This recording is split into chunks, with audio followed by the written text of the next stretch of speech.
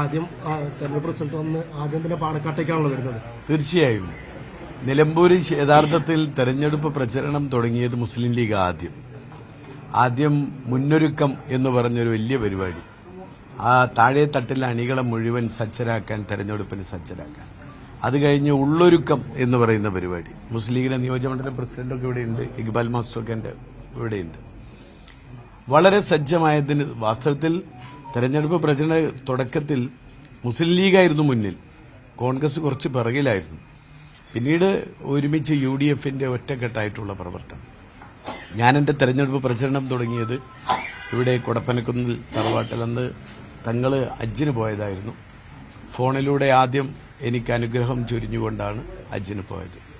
മാത്രമല്ല ഹജ്ജ് കഴിഞ്ഞ് നേരെ 4 മണിക്ക് അങ്ങോട്ട് എത്തിയത്. തങ്ങൾ എത്തിയിട്ട് നേരെ നിലമ്പൂരേക്കാണ് വന്ന്, ഹജ്ജ് കഴിഞ്ഞ് വന്ന് നേരെ ആ അനുഗ്രഹത്തോടു കൂടി തന്നെയാണ് നേരെ തങ്ങൾ നിലമ്പൂര് വന്ന് തെരഞ്ഞെടുപ്പ് പ്രചരണ രംഗത്ത് അതിന് നേതൃത്വം നൽകാൻ, അതിനുവേണ്ട ഉപദേശങ്ങൾ തരാൻ, നിർദ്ദേശങ്ങൾ തരാൻ.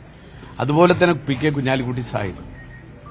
എപ്പോഴും നമുക്കറിയാം UDFൽ എവിടെയൊക്കെ എന്തൊക്കെയുണ്ടെങ്കിലും അത് ഒരുമിപ്പിക്കുന്ന ഒരു വലിയ ദൗത്യം നിർവഹിക്കുന്നത് എപ്പോഴും എല്ലാ കാലത്തും PK പണ്ടൊക്കെ പറയാറുണ്ട്, പിന്നെ മാണി സാറ്, കുഞ്ഞാലിക്കുട്ടി സാഹിബ്, ഉമ്മൻചാണ്ടി രംഗം. അതേപോലെ തന്നെ മലപ്പുറത്ത് എനിക്ക് മിസ് ചെയ്യുന്നത്, മലപ്പുറത്ത് എവിടെയൊക്കെ എന്തൊക്കെ പ്രശ്നങ്ങളുണ്ടെങ്കിലും അവസാനം അത് കുഞ്ഞാപ്പയും കുഞ്ഞാക്കയും കൂടി ഇരുന്നാൽ തീരുന്ന ഒരു കാലം ഉണ്ടായിരുന്നു. അതിന് കുഞ്ഞാക്കയില്ല.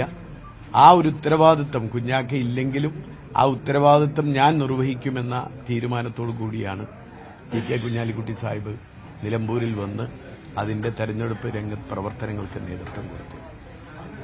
ഇത്രമാത്രം എന്താ പറയാ, ഒരു ചെറിയൊരു ലൂപ്പോള് പോലും ഉണ്ടാകാൻ പാടില്ല.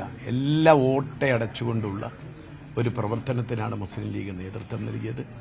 അതിന് UDF അതിന് നേതൃത്വം നൽകുന്ന മുസ്ലിം ലീഗിനോട് എങ്ങനെയാണ് നന്ദി പറയേണ്ടത് എന്ന് വാസ്തവത്തിൽ എനിക്കറിയില്ല. എന്തൊക്കെയായാലും അതിനുകൂടി വേണ്ടിയാണ് ഇവിടെ തങ്ങളെടുത്തുകൊണ്ട്